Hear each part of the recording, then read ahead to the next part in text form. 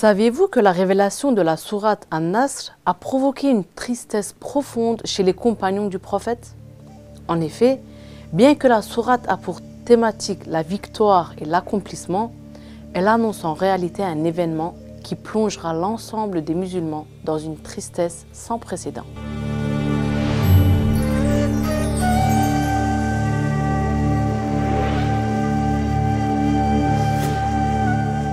Assalamu alaikum wa rahmatullahi wa barakatuhu et bienvenue à tous sur la chaîne Boussole. Aujourd'hui, on se retrouve pour l'exégèse de la sourate 110 du Coran, la sourate An-Nasr. Avant de commencer, pensez à liker, vous abonner et activer les notifications pour ne rien manquer de nos prochaines vidéos. Bismillahirrahmanirrahim.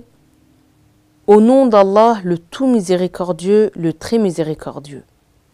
Lorsque viendront le secours d'Allah et la victoire, et que tu verras les gens entrer dans la religion d'Allah en foule, célèbre par la louange la gloire de ton Seigneur et implore son pardon.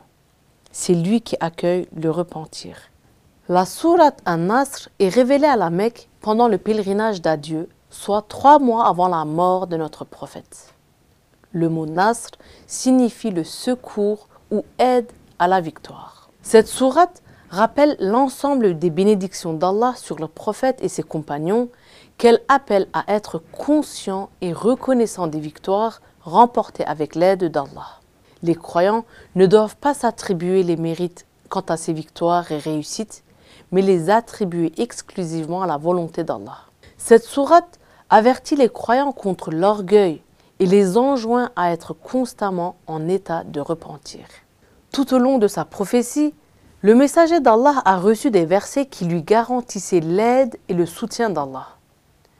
Je vous invite à consulter ces quelques versets qui y font allusion. Sourate Mu'minun, verset 51, Sourate Saf, verset 13, Sourate Mujadala, verset 21 et Sourate Muhammad, verset 7. Ce dernier verset, « Ô vous qui croyez, si vous aidez la religion d'Allah, il vous secourra et consolidera vos positions. » Ce verset parle de l'avenir avec une telle certitude que le Créateur de toutes choses peut se le permettre. C'est pour cela que les savants voient ce verset comme l'un des miracles du Coran.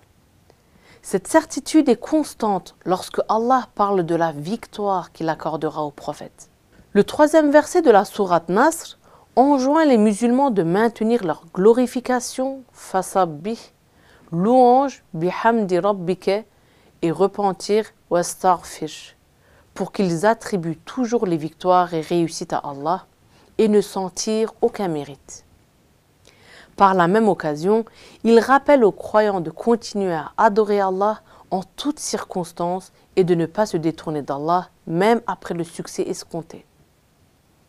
En tant qu'être humain, il nous est certes difficile d'endurer des épreuves, qu'elles soient physiques ou psychologiques, mais il est encore plus difficile de résister aux tentations du nafs pendant des périodes de succès, d'abondance et de facilité, surtout quand elles succèdent à des périodes d'épreuve, de pauvreté et de difficulté.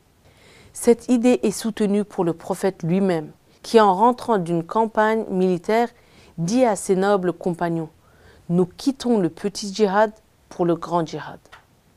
Les compagnons, surpris que les affrontements qu'ils viennent de mener soient qualifiés de petits, lui demandèrent ce qu'est le grand djihad. Le messager d'Allah répond alors que le grand djihad est celui qu'on livre à notre propre nafs. Le dernier verset de la sourate assure qu'Allah est plein de miséricorde et pardonneur. Effectivement, lorsque l'on fixe un but, un objectif, il se peut que l'on commette des erreurs en chemin.